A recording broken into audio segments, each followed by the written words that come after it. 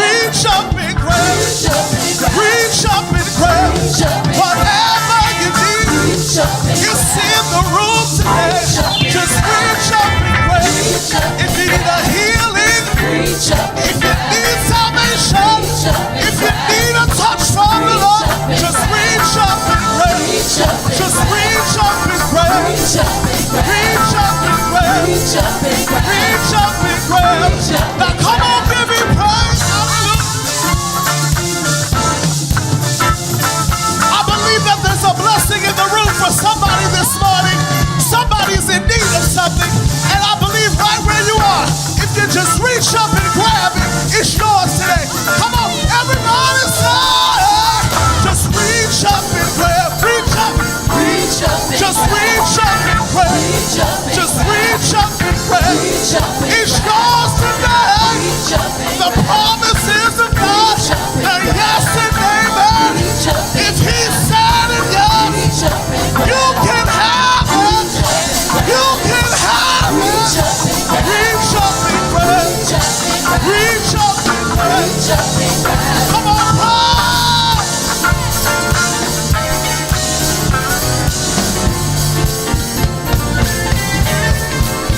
Here we go. Say, God's got a blessing for you. Everybody say, God's got a blessing for you. I believe He has a blessing. God's got a blessing for you. Hey, God. God's got a blessing for you. God's got a blessing. God's got a blessing for you. With your name on it, God. God's got a blessing for you. God's got a blessing for you. God's got a blessing for you. I believe it today.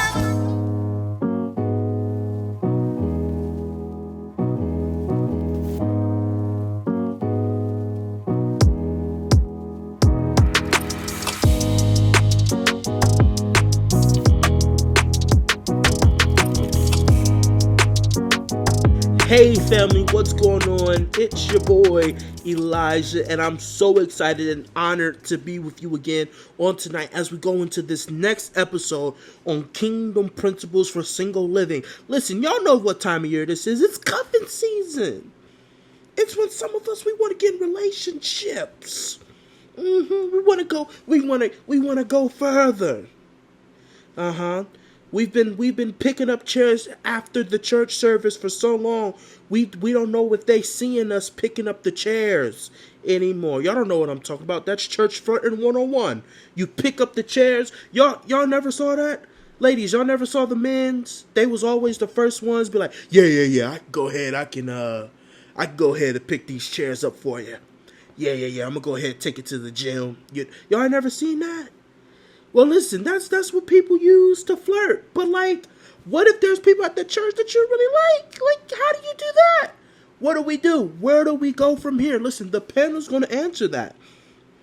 And I guarantee someone else was like, well, I like my career. Like, I like my salary, okay? I like how busy I am, And most people I'm attracted to are doing really well for themselves. And I find myself intimidated. Where do I go from there? Those are serious questions, people. And it's cuffing season. And people want to be in relationships. But how do you do that in a kingdom principled way? Well, that's what this panel has been answering. And I tell you, they have helped me. I won't be doing it, anytime soon because, I just don't know if that's the time. But that was one of the questions I had. Is there a time limit on finding it? And listen, this series has answered so many questions. I'm guaranteeing you're going to be blessed by everything that is going to be said today. But, the thing about blessings is that they should be shared. Y'all know where I'm going? So I need you to do me a quick favor. Say, look at your neighbor. Are you looking at your neighbor? You're not looking at your neighbor. Look at your neighbor and say, go and like and share. Hallelujah. They're liking, they're sharing. Did you like the video? You're just looking at me, but you're not liking the video. Go ahead and like it. Hallelujah. The Lord is kind. The Lord is kind. Well, at this time, we're going to turn this service over into the hands of the Honorable Bishop Howard Tillman and his panel as they continue on this series, Kingdom Principles for Single Living. This episode's going to be crazy. Listen, buckle up. Let's get it. Let's go! How do we fight the urge to not be intimate when you are saved, but you are dating someone you really like? Didn't we answer that? Yeah. Yeah, I think we did about the boundaries. Yeah. Yeah, it was almost about the same question. Don't open. But Pandora's that box. person, what was that question again?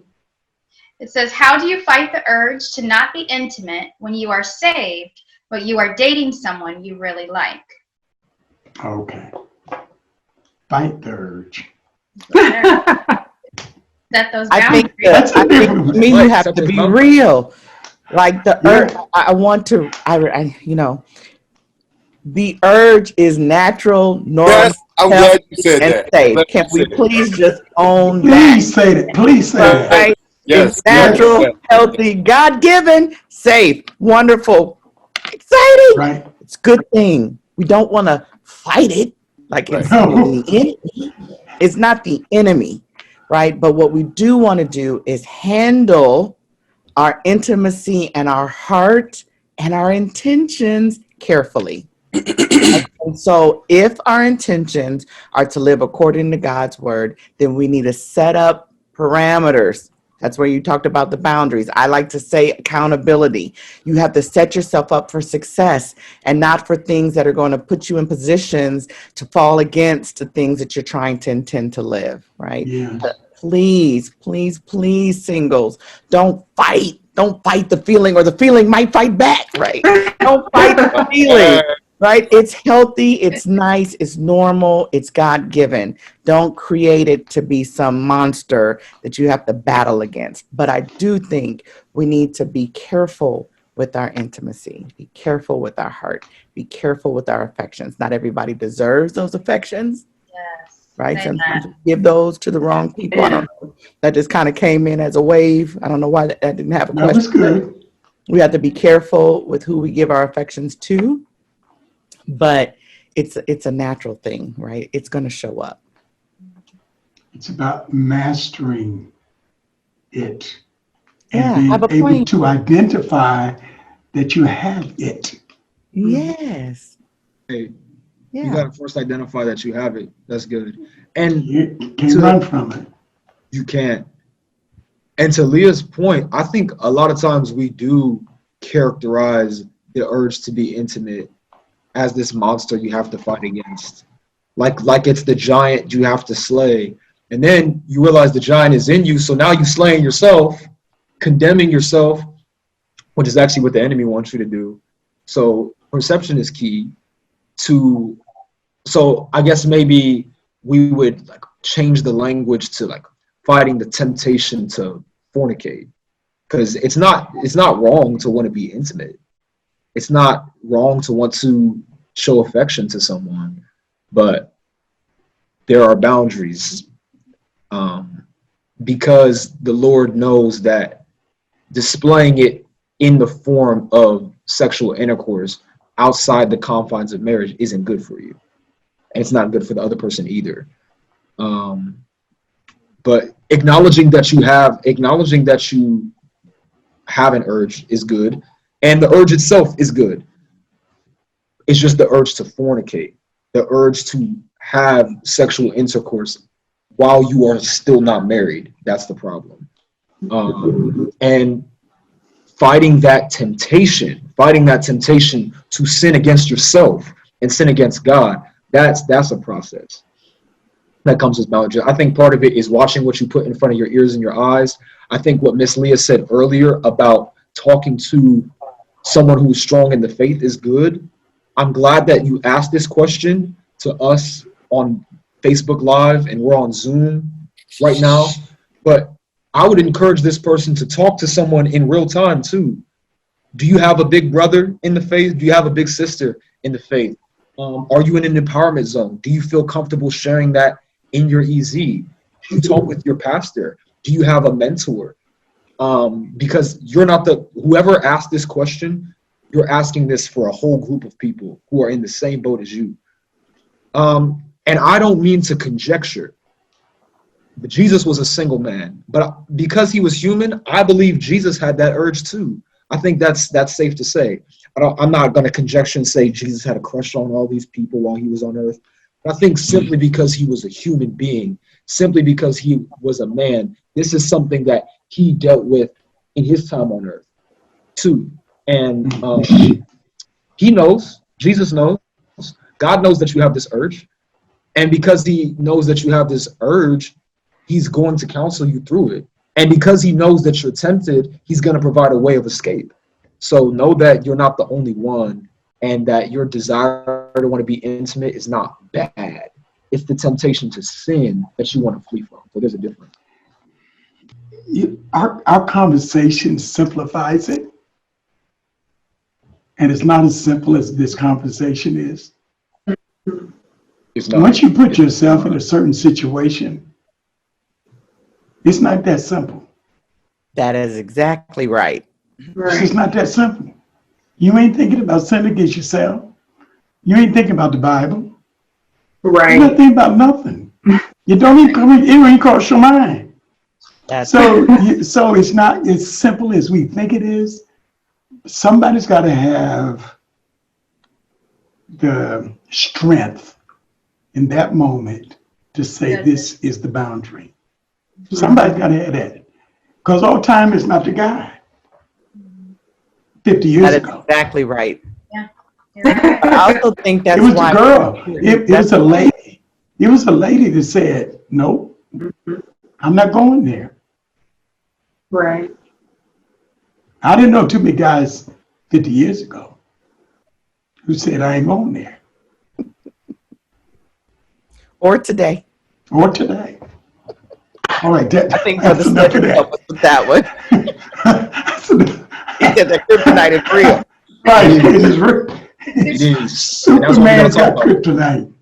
But I also think that's why it's important that like-minded believers date, Mhm. right? I'm That's a not good saying point. that you have to date someone exactly as yourself, right? I don't Yeah. want to get into that. But I am saying that it is more difficult if you all aren't on the same page. Mhm. If one thinks that premarital intimacy is okay, and once that is a part of their dating experience, and you believe that abstinence, that's going to be harder to bridge that gap of dissonance, right? It just, it's harder. They can say, okay, I'll try to support you, but it's harder. But if you're with someone, and that doesn't say that you're not going to be tempted, because you will, Mm. because again, sexual feeling and intimacy and wanting to feel affection and loved and touched, that's natural, right? Right. It's okay. But I think when you have someone, then that part that you're talking about, Bishop, helps. Because if I'm feeling weak today, Yeah. then maybe you can be the one that has a little Right. bit more strength than I have today Right. to turn the music off to the party. But Yep. if you're feeling weak tomorrow, then maybe I'll be the one to turn the music down. And if we're both weak, then we need to reach out to that accountability partner. That's good. All right, we can't Yeah. see each other today. Yeah, I fine. definitely, to that point, I completely agree. And I would encourage us, self-included, like, be comfortable sitting on the bench. This kind of goes back to what we were about before with working out things with God and within your mind. And Yes. sometimes I feel like, we'll be in heavy relationships, no matter what they are, romantic relationships. And then after it's over, you don't take 12 months to like just work some things out. And Let your keep mind be yourself. renewed. Or say if you were not a believer and now you are a believer, give yourself some time to Yes. acclimate with the new system, because the new way of living. And if you don't do that, more than likely you will not be successful. And that doesn't feel the best. Like, it feels lame as a mug. You know what I mean? Like, if you want to do something or you want to kick it with somebody, or it does. Just the reality of the situation, Right. but it may not be most advantageous for your development, I think, in God. So we end up having the lesson over and over again, instead of just taking the time, get out the ring for a second, train a little while, and then kind of prepare yourself. So I think that's something. Again, I'm running that with myself, and it's very hard. The best help I'm from a man's perspective, I think, fellas, is like if you could find a group of guys who you can keep it a buck with, like if you could really be honest with on these things that are not going to let you off the hook. Like, I feel you, but long suffering is a part of the vibe. You know, that's a part of the vibe. That's a part of the deal. You know what I mean? So it's okay. We're going to be on the phone. I don't want to talk to you either, but like, let's walk through this together, because this sucks. I mean, I guess we can call it accountability partners or however you want to see that. But it's really important, like I said, that we take time and really work through things so that we don't lose them to someone else that could be fit for us. And some of that, I'm going to stretch out here and say some of that is our standards. You know what I'm saying? I'm a kid. Go there. Basically the 90s. And so, you know, you watch enough Cisco videos and like you see enough, that becomes, I just keep it up. Look, we had competitions when I was in 7th and 8th grade about who could get more dances at the dance than the other person for money. Like, it was like $5 and $10. It's a real thing. You know, now I'm just saying it's like a real thing. Like, if you come from 20 years of that culture, then all of a sudden you think, you know, you're going to hit the button and all of a sudden that shifts. I mean, come on. Peter even had that problem. Remember when Paul was surprised? He was like, yo, you were fine before, you know, the council came over here. You were straight. I feel like we got to keep it. We have to just be honest with ourselves and say, you know, I don't want to look like Kevin Durant did in the finals. He got back in too soon and that leg went. That's what happened, right? He wasn't ready. And I feel like with us, that happens. No, it happens, you know, like that's real. I'm not like be comfortable. I'm just saying, be comfortable, because like when I think when the scripture is talking about renewing your mind, like your mind, there's certain things that you may have found beautiful that now you have to kind of shift your mind on a little bit, because you don't want to look for that can't be beautiful to you anymore. You understand? I'm not talking about the basics, like, you know, whatever. But I'm saying there's things that you could be attracted to that could keep you from seeing someone or being with someone in your community. You know, like I'll give you something personal, because I'm talking about this. I'm just gonna keep it a buck again. I think for a long time I really enjoyed a mean type of person, like a feist, because I like feisty, I like quick wit, I like just certain thing, right? And like the more I developed, and God, he was like showing me like, bro, this is your problem. Like, there's a certain look associated with it, because it's an attitude. Like when you walk in a room, there's like a thing, and it's just not healthy. So it's like, if you want a sustainable marriage, you can't be in a crib with a contentious person. It's never going to work. You know what I mean? So anyway, not to be all personal, but I'm just saying, be willing to, if you're my age, like, be willing to sit on the bench a little bit, because you may have a lot of history that's plaguing your ability to see a sister in Christ that's like really dope, and it may satisfy all that you want, but you got like, you know, that scene from Jason's Lyric is in your head. You got to give it some time. I'm just being honest. I quit. In the field. That is so good. I quit. I'm just saying. So You know what? that just helped somebody. Somebody really needed to hear that. Y'all talking about my head now. My head. That was good. You don't know Jason's Lyric? Good. No, it's on my head, bro. I don't know nothing about that. Come on, talk about that. Over my head. Okay, All I guys. could hear was Kevin Hart's, he wasn't ready. No, he wasn't ready. Oh no. Okay. Sit the bench. Okay. Okay. I'm passionate about my career and have an average salary. Most women that I'm attracted to seem to be doing well for themselves financially, unless that's a front. I'm often I think he means intimidated with making a move, because I fear that some may believe I am not good enough for them. What advice can you give me? This is 26 to 35-year-old male. So does he have a self-esteem issue? Not good enough for them? if he has a self-esteem issue, maybe he needs to deal with that first. And because I think whoever she is or whoever they are, he's not giving them a chance to say no. So if he's not giving them a chance to say no, he's out there in no man's land trying to figure out if they will accept him or he's not good enough. You have to ask yourself, well, what's good enough? And if you think you're not good enough, that's going to be a problem. And it just in the relationship. So what he may have to do is stop relying on his own personal assessment of himself, and she may be able to dig him out of that hole. If he makes connection with her, she may be able to pull him out of that, and then that self-esteem is just shooting through the wazoo. I agree.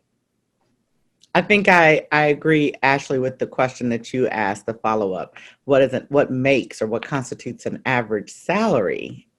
And I think when I think about that, I also wonder, is it industry-based, right? So some careers make more salary than others. And then you have, what stage of life are you in? I mean, you're 26 to 35, but what does that mean in terms of your career path? What have you tried? Where, are you at the beginning of your career, in the middle of your career, or Right. end? And so I would probably be interested in understanding a little bit more about that and how comfortable the person is about where they are in life in general. The other thing I thought about was, have they been rejected a lot, right? So if they've been rejected a lot, it's possible that that's what's creating that intimidation, potentially. So you're saying rejection means he's received some no's. He's received some no's, but I think, sometimes it takes a few no's to get to a yes. Absolutely. And- I'm curious as to what stage he's in, because if you're just initially like looking at a woman or you think you're going to approach her, I think the fact that you're even concerned about your finances is not even the focus there. Like, I totally agree. I think, Leah, you said people do too much too fast. And you have to remember, like, you're not trying to pay her bills or buy her a new car or pay off her debt or whatever the case is. You know what I mean? Like, and I think you have to be comfortable to stay in your own lane. Like, if you know you can do certain things, then be confident in that. And if she's not okay with, not being able to go to like a 5-star restaurant, but you maybe have to compromise, then she may not be the girl for you. Doesn't necessarily mean that she's rejecting you. And because I'm not a man, I don't really know how to take that. But just because I say no, to me doesn't mean I'm rejecting you or I think something's wrong with you. It just may be we're not compatible in that particular space. So I wouldn't necessarily take it as rejection.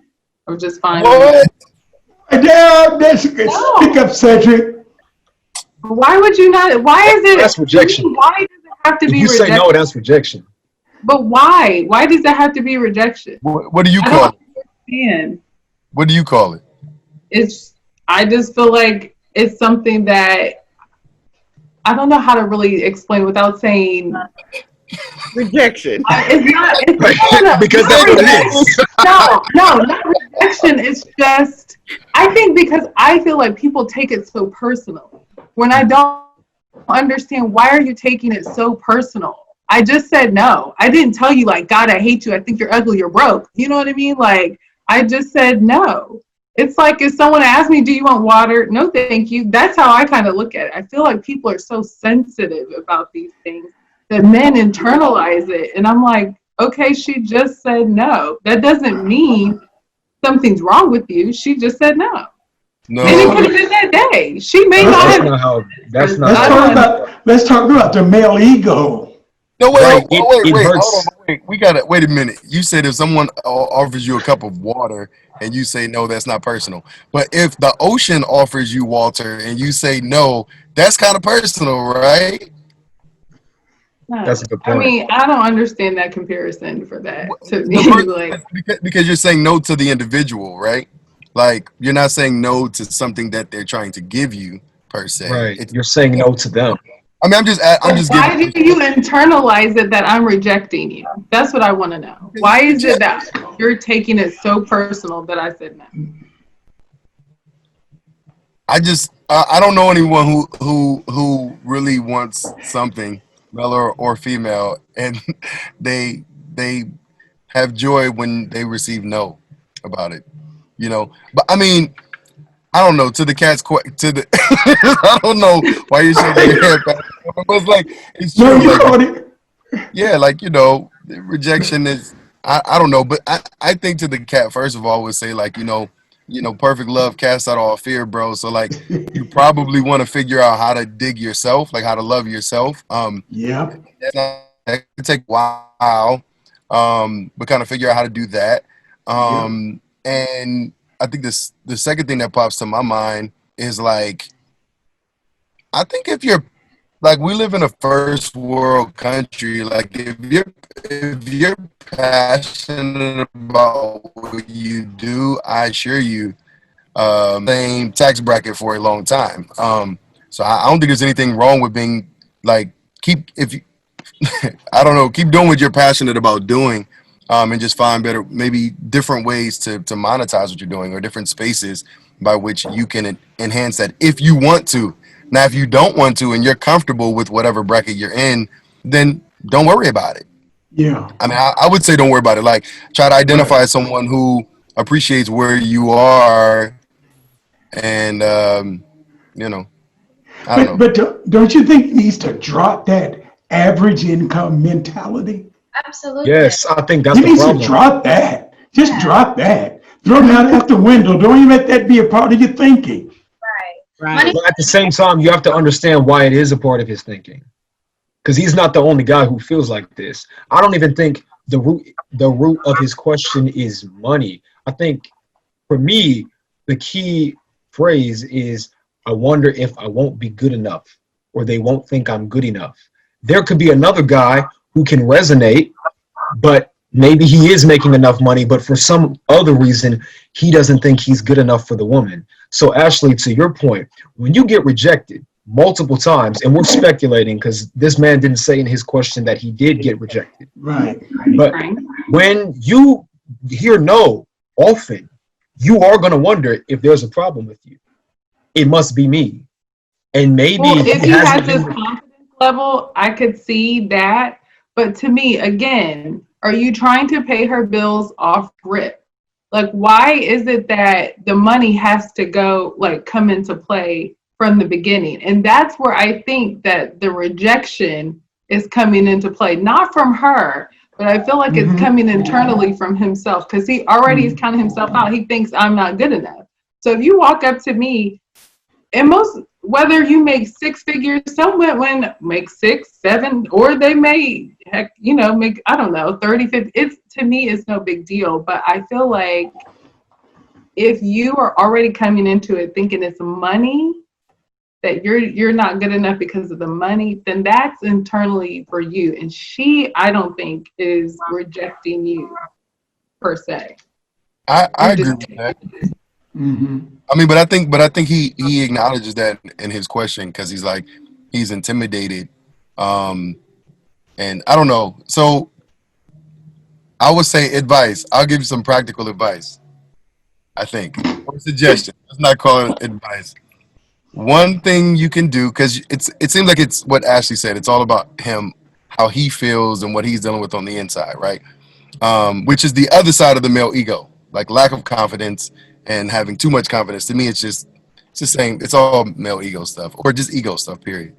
Right? So I would say take like a 3-month period, and like the first 5 women within a day that you see that you're attracted to, just shoot the ball. Like, just go talk to them. Shoot your shot. Don't even try to get their number. Just talk to them. Like, just start conversation with them, whether you know them or not, and then just get over like being attracted to someone and the fear that's associated with that. If you do that for 90 days, 5 people, 5 days a week, you'll be straight. definitely have a lot of That's- questions. Give Erica, it looks like you're getting ready to say something. Yes, Eric also said, what do you think? Yeah, it looks like me- you're Ah, getting something. Reading this question, it really makes me sad that I can feel his pain because society makes you feel like you have to have all of this money all the time. You need all of these things, and things to me really don't make the person. If you focus on your relationship with Christ, if you focus on your walk with God, to me, that is so much more attractive than you making an exponential amount of money. So to this young man, I would say, focus on your relationship with Christ. Focus on your walk with him. Let him do those things for you. Let him work out your path. And then everything else is going to fall into place. Yeah. mhm. But I think that was great, Erica. I do have a question for the gentleman. And that's because this intimidation, I want to understand what makes just looking at a woman, and don't say kryptonite, Cedric. I was can't going say to say, you know, that. You can't say kryptonite.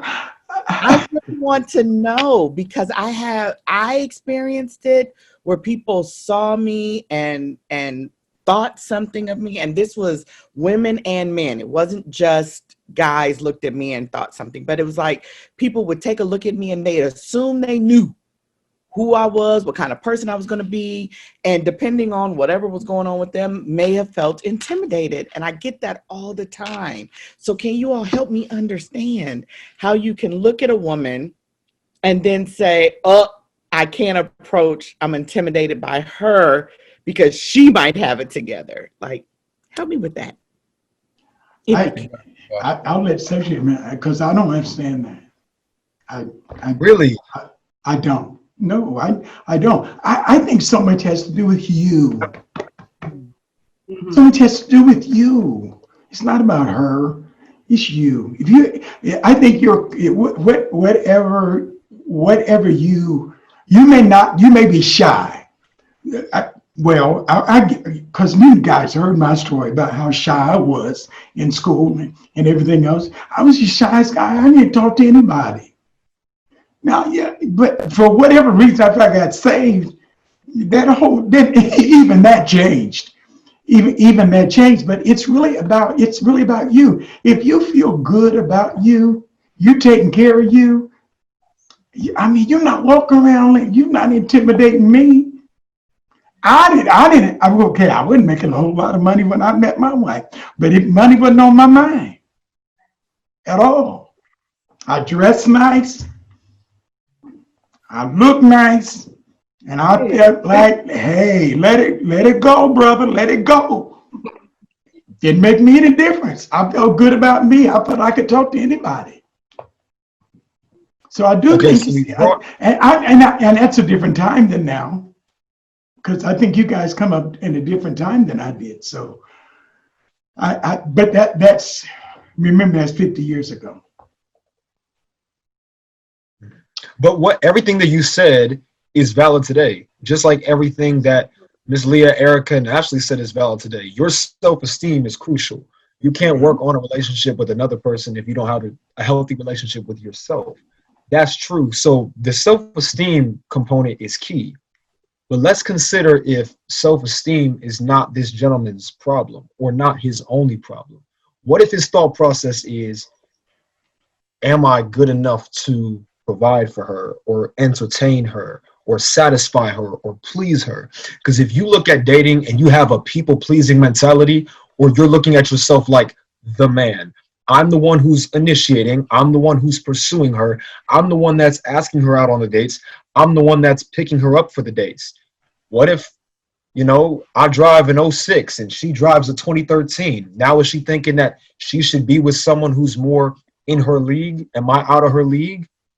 I'm taking her to BJ's, but she would rather go to Mitchell's Steakhouse. Does she want to be with somebody who can get her the steak? Because I can only get her the Pizookie. What if my issue is not that I don't have a good enough self-esteem, but I feel like even though I'm confident in myself, it's still not going to be enough for her? And so his concern is, I want to pursue this woman. Like, I like this girl, but what if when she finds out how much money I'm making, she doesn't think I'm in her echelon? He needs to be in Let my me say class. this. I mean, He has to, if she's going after, if that's her mentality, then she probably isn't the right person for you. I think women need to be held accountable too. If you can't take yourself to go to Mitchell's, then I don't think it's fair that you expect some man to do it and it's not in his league or in his budget. I respect you more if you could say, like, you know what, I can't do this, let's just go here. If she's gonna throw a fit because you can't take her to those places, then I don't think that's the best person. And you have to move on. It's just stop internalizing what other people or their mentality or their thought process is on yourself. Like, you have to be confident, like Bishop said, and whether it's 50 years ago or today, you still have to be confident in who you are. And to Erica's point, I think with your walk with Christ, you find confidence in him. And once you find confidence in him and then you realize who you are, then most women will probably already be attracted to you because you have a different look about you. You know, you're going to carry yourself a little bit different. Absolutely. Yep. Absolutely. I think it's important to run your own race. If you think of it like relay and track, all the lanes are staggered. So if you're in lane 1 and someone's in lane 8, you can't worry about who's in lane 8. You just have to run your leg of the race to the best of your ability, because sooner or later something always shifts in that race, and then you could be at the start of at the head of everybody. So just run your own race. Don't be concerned or about everybody else and what they're doing. Just be concerned about you. I love that. And I also think, can I speak for the ladies? Not necessarily Erica and Ashley, but I just want to represent women in general, if I can. And that is to say that I think sometimes men assume a lot about what women want. They make a lot of assumptions, maybe on their experiences or what other guys say, or maybe what the media portrays. And I will say that there are some women out there that are shallow and self-centered and conceited, and they're all about the dollars. I don't know anybody that doesn't like money or need money, but not every woman is just about the dollars. And I think we have to be careful about assumptions, not assuming that just because a woman takes care of herself or because a woman may like things, or even if they don't like things, because they're just a woman, to assign that as they have to have a dollar sign is unfair, I think, to women. Yeah. I agree. Okay. There are a lot of places there aren't a lot of places where I can meet women. There aren't many that are single and who I'm attracted to at my church. What other places can I go to meet women here in Columbus? Asked by a 36 to 45-year-old male. Go to somebody else's church. Boom. Yeah. That sounds great to me. Visit some other place. I think we said this before. I mean, you travel. Yes. Go to conventions. Find out what youth. Word rehearsal. This person's 36 to I was about to say 45. the same thing. This person's 36 to Join the 45. praise team. So that's not going to happen. But Well, I don't know if I don't live in Columbus, so I'm not really the best suited for that specific part of the question. But here in Texas, we have this website called Meetups, and it is a web-based connector, so to speak. And you can say, okay, I like bird watching, or I like horseback riding, or I like painting. And you can look for your city's group meetup. And so they have horseback riders, people who also enjoy horseback riding, and maybe they meet every Saturday and Thursday of a month. And so you can go to those meetups, and sometimes that'll allow you to meet people who have similar interests. And maybe you won't see who you want at that particular meetup, but you may meet someone who may know someone who might be able to fit. So I think we mentioned it maybe in another episode, but just being able to have a lot of different tools, online, traveling, visiting other churches, being involved with your career or, different pathways, volunteer service, and meetups is a great way to find people. If you're not, I just think looking in one place is going to be difficult for anybody. It's like a needle in the haystack. And then sometimes just if you are not involved in your church, that also could be problematic in terms of you're not meeting anybody. I agree. You know, if you're not involved, nobody knows you're there. You sit in the back of the church and you leave. I'm sure you're not going to say bye at the back of the church. So maybe you need to get involved in something, and you may meet somebody. Volunteer. Right. You never know who you might meet. That is right. I just had this happen to me actually at the end of our taping last week. And I got a text from a friend of mine, a college friend of mine, and they sent information about someone who is single looking for a partner. And I guess they sent it to their network of people. But the reason they were able to do that is because we all talk and we're and so they know. You may know some people that are single. I may know some people that are single. And so sometimes your friends, they may not be eligible for you, right? That might not be the hookup, but getting to know more people, they may say, oh, I've got a really good friend that would be nice for you. Mm-hmm. This whole unequally yoked thing has me shook. It is very difficult to meet someone who speaks in tongues, goes to church, and who is committed to learning more about Christ. My family is always on me about this, based on the girls that I bring home. So is this a deal breaker according to God? Asked by a 36 to 45-year-old male.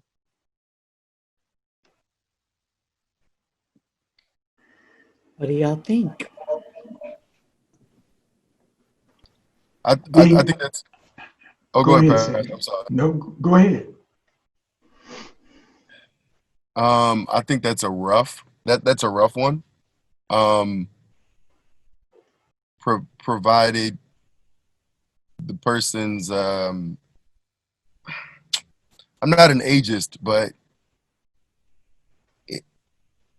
I think it's a tough one. I think it's a positive thing to try to find someone that identify someone that you're on the same page with in that quarter of the game, because I feel like it could only become a little more challenging.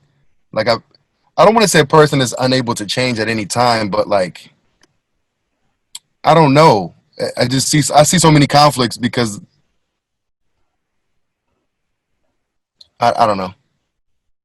I think it would be kind of challenging, personally. You meaning challenging to find someone that's equally yoked at that? No, I thought, unless I'm misunderstanding what the question is. It sounds like to me he's saying, is it a deal breaker if they're not in a similar space spiritually, right? Is this the question? Yes. Yes. Right. So, I mean, I don't know if I would say it's a deal breaker, but I think it's quite challenging if someone is not on the same page as you in terms of, I guess, a certain level of maturity, or forget the maturity part, if they don't even believe some of those things are necessary and you do. Like, that's a hard one. Yeah. In my humble opinion, I'm not saying it couldn't work, but it might be some level of weeping and gnashing of teeth before it does work, but I don't know. But don't you think that whole unequally yoked conversation, it really, I was reading it today, and when you talk about principle difference, boundary maybe different. When Paul talks about light, does light have fellowship with darkness? When you talk about that, I mean, from a biblical perspective, when John said men love darkness rather than light because their deeds are evil.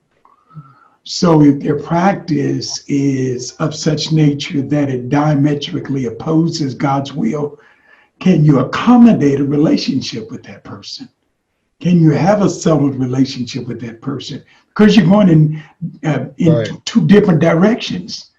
And if you're going in two different directions, seem like to me that's going to be difficult for you to have a successful relationship unless you've had some serious conversation about those two different roads.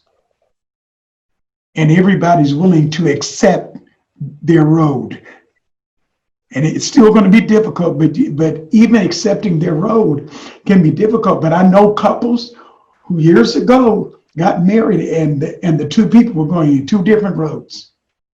But there was a respect for each other where the man did not attempt to change her and change her habits of worship, her habits of going to church.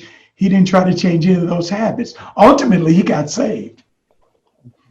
But I think you have to have that clear understanding and know going in. Now, I'm not being an advocate for it, but I'm just saying couples have done that.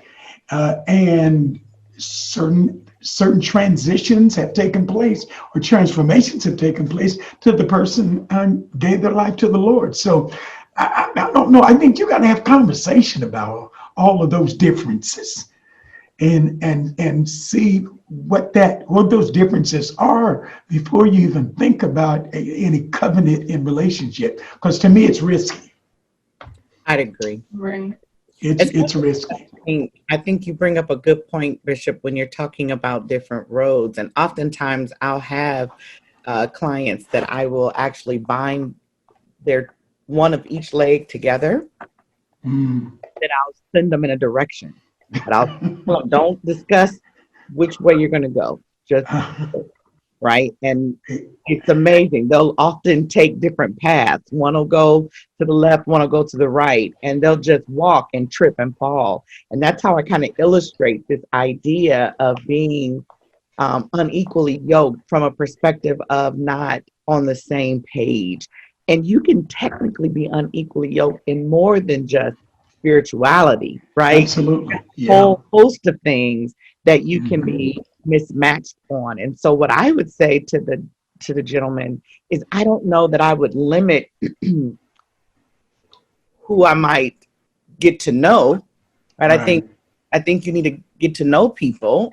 But I definitely think before you make a decision for a lifetime partnership, you all really need to have a conversation about these different perspectives. Because I've also seen similar to what you're saying, Bishop, where people have eventually had some transformation and they get on the same page. But I've also seen where people have gotten together, one being of faith, one not being of faith, and the person not being of faith didn't even believe in a deity. And so their expectation is that they would raise their kid without Christ. But then as life went on, the person who had faith started feeling kind of disconnected from what they knew to be true. And it just creates more conflict and confusion. And I just think relationships take effort in and of themselves. And so I wouldn't be in favor of adding unnecessary conflict. Yeah. I agree. I want to go back to the question itself. He says in the question he feels some pressure from his parents or from his family because they don't necessarily approve of who he's bringing home. And so his question is this being women who are not necessarily speaking in tongues, going to church, and committed to learning more about Christ, a deal breaker according to God? He didn't say, should this be a deal breaker for me? There's a difference there. Well, we know that God wants us to live like his son. He sent Jesus to be an example. He exemplified how we ought to carry ourselves. And if we live like Jesus, we're going to be pleasing to God. So if your goal is to please God, is that a deal breaker to you? Is dating a woman who's not necessarily like-minded in her goals a deal breaker to you? What type of woman are you attracted to? Who do you want to grow with? Who do you want to build with? Because you want the person that you're dating to be your best friend. You're going to influence them and they're going to influence you. So it's a good idea. It's wise to date someone who has similar goals. It doesn't mean they have the same career path. It doesn't mean they have the same experiences. It doesn't mean they have the same interests and hobbies, but it means they have similar goals in terms of their relationship with God, in terms of how they carry themselves, how they think about culture, family, etc. The core values. And of the core values, all of our core values fit inside of godliness, inside of holiness, inside of the character and the image of Jesus. So if you're with somebody who's not agreeing with you on that, how is your relationship going to grow? Is that a deal breaker to you? I think you might have to flip the question on yourself. Your family doesn't necessarily approve of the women that you've been bringing home, but you brought them home. Do you approve of them? Do you think that there's somebody that you can grow with? Or did you just ask them out because you felt like that was the best you can do? Because it's not the best. I like that question. Oh, go ahead, Erica. Sorry, Sister Leah. No. I was saying that I would encourage this person to think about foundation as well. You think about the scripture in the Bible that talks about the three-stranded cord that's not easily broken. So when you're going into a relationship and a marriage, your foundation is built upon Christ. It's built upon that. And then it's braided together with Christ. So if you add another cord into the mix, I just don't see how that's going to work. So consider your foundation, that you want to set your marriage up with success. You want to set your marriage up on a righteous path and have the Lord as your foundation, and everything else be built upon that. Yeah. I like that too. I think as I hear you, Joshua, talking about it, what stands out to me is my family doesn't approve. And that just makes me curious as to why. Is it just because of this person not being in the church per se, or being saved, being going to church or whatever? Or are there other attributes about this person that leaves a bad taste in your family's mouth? And I think the reason that kind of stands out this time to me is I think sometimes we date in silos, right? So because I like them, because I want them, because they look good to me, then that's enough. And there is an aspect of that I think you do have to be true to yourself. But I think we also need to be aware of the people that support us, that know us, that love us and care about us. Now, obviously, that's assuming that his family loves and cares about him, right? And wants good for him. Every family dynamic is different. But if you have people that love you and care about you, then I think that's a great place to bounce things off and find out, like, hey, what do y'all think about this? Because sometimes outside of love, we can see things that in love we can't. Right. That's a very good point, Leah. That's good. And sometimes when you're in it, you don't see it. Right. Mm-hmm. Yeah, but then there are times when your family does not see what you see. And it doesn't necessarily mean they see the right way. Exactly. That is true. That's what I'm saying, depending on the family dynamics. Right. My family dynamics, my parents wouldn't have been together. Yeah, well, okay. Let's not talk about that, huh? I am currently dating a man who has 3 children. I always promised myself that I would never date a man who has children or who has been divorced. But that seems to be impossible these days. Some days I do not feel that I am cut out for this. I have to stomach the discussion and interaction with his children's mother. There are 2. One I am comfortable with and feel that we're good. The other, that's another story. What boundaries am I allowed to set with my boyfriend? Or is it that unreasonable of me to ask? This was asked by a 26 to 35-year-old female. Ooh, child. Look, bye. Pack up your stuff. Get out. Get to getting. You were too young. Get to getting. No, that's my take. Bye. It's a very good one because she's not the wife. So to set those boundaries in stone with 2 different women who've already been with this man and who've had his children, that's a very, very hard situation to be in. She couldn't even stomach her. That's too much. Now look, let me clarify before somebody tries to stone me and come after me, okay? But I'm not saying it's a problem for you to have children, because I get it. You know, people have totally different situations. Not saying that's the issue, but that was my homegirl. I'm telling her, no, sis, pack your stuff up. You're too young. Keep it pushing. That's too much drama. That's way too much drama. No thanks. Be blessed. It's already been established. Clearly, one of the children's mothers, she doesn't respect her at all. Exactly. No. Respect in there already. You have a very Girl. And we done been through 2020. We ain't got that to add. I don't think so. Take that off the calendar. No thanks.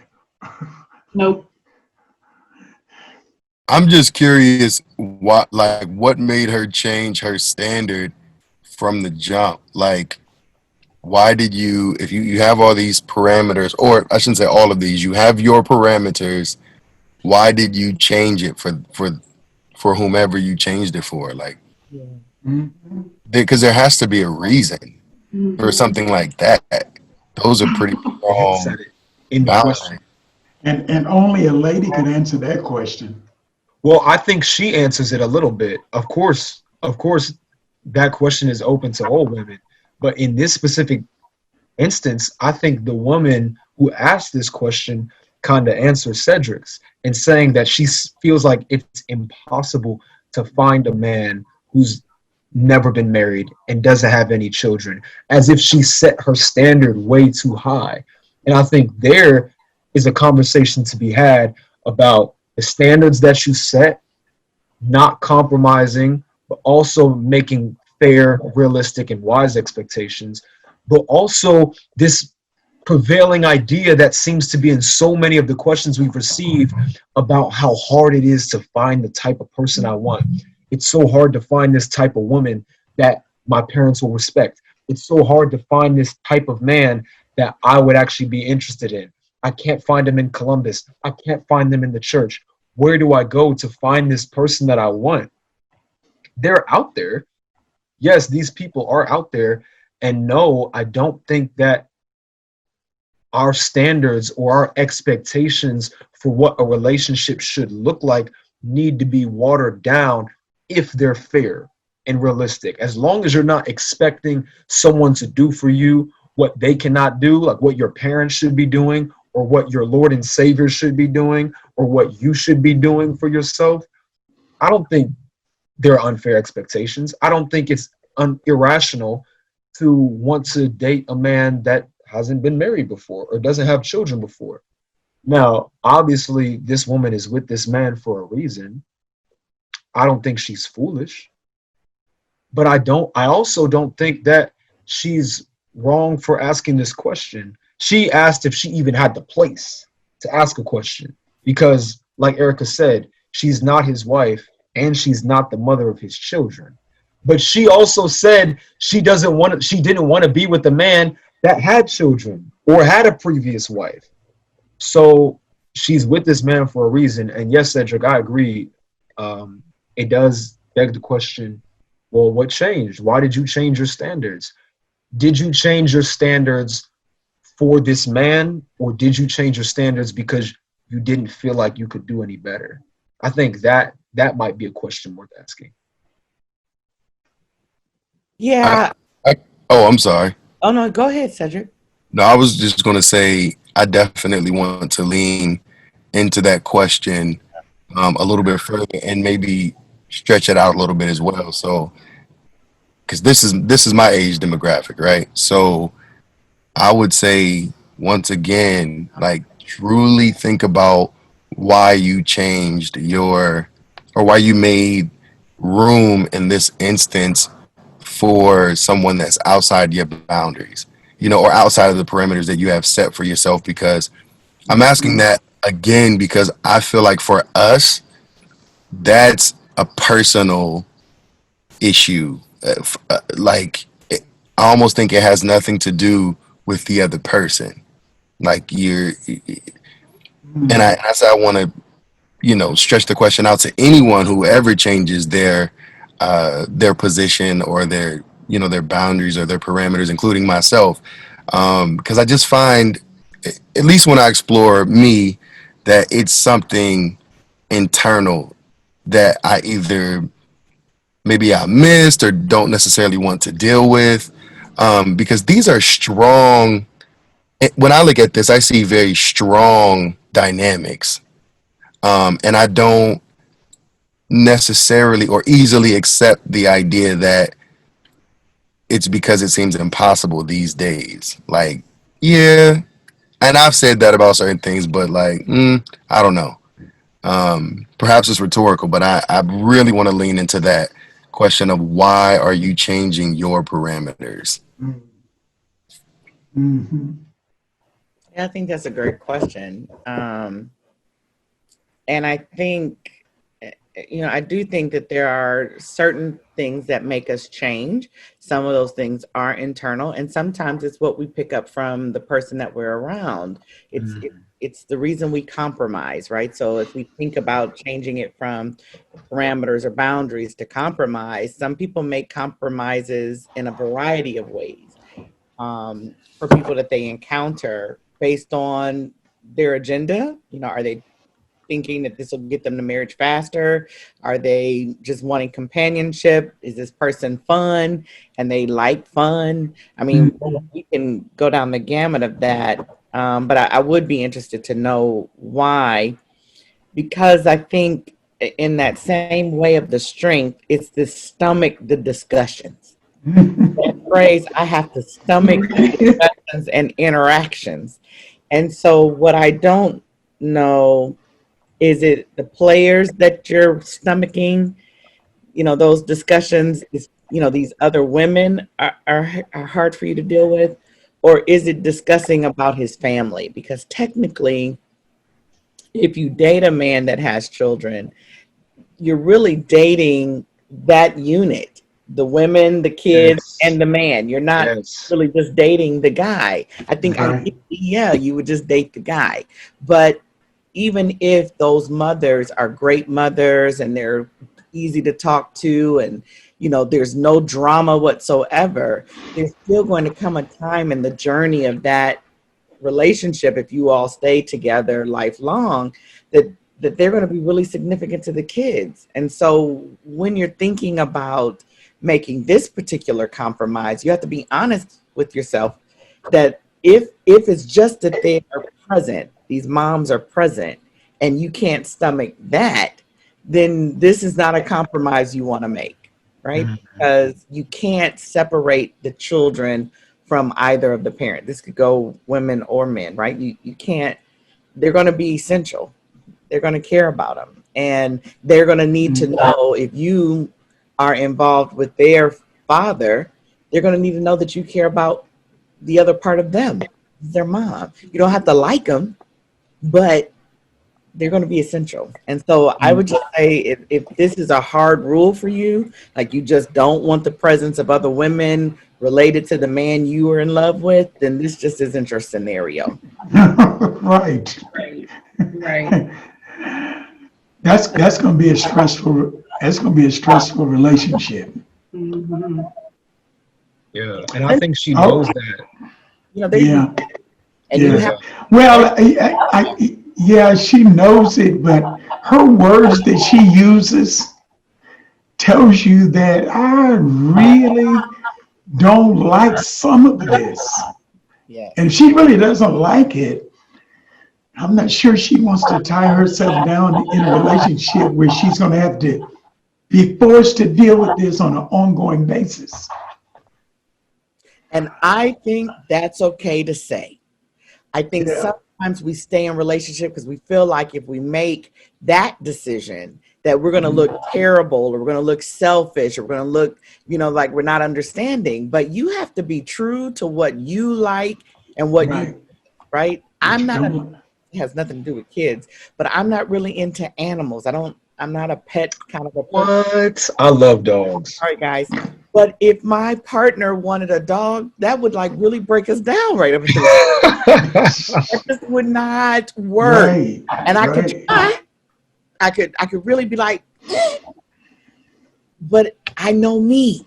Right. And that's what I'm saying to this young lady. Like, you have to know yourself.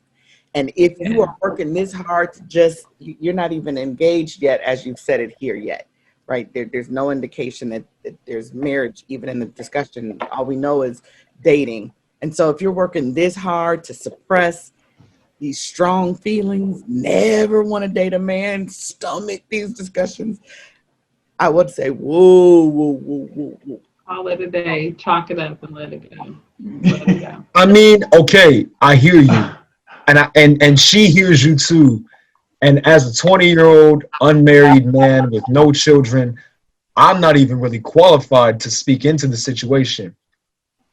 But I don't think it's that easy. Like, it's easier said than done. She might know that this is not exactly the relationship she wants, but it can also be very hard for her to end that relationship if she thinks that's what's best for her. So I guarantee you she'd quit her job if she didn't like it and find another one. See, the thing is, you just have to really get to the point. You just gotta be honest with yourself. You're dead set. I mean, it is what it is. Sometimes you just have to tell yourself, girl, I'm better than this. And move on. I mean, Right. and you will, you're right, Josh. You may cry a little bit, but Yep. you It's gonna have to be keep tough. going. it's gonna be tough. Don't get stuck. Don't get stuck. Such a great point. And she, Someone having go ahead. a bad thing, right? It's not to say that someone having a family and dating, everybody has different circumstances, but Mm-hmm.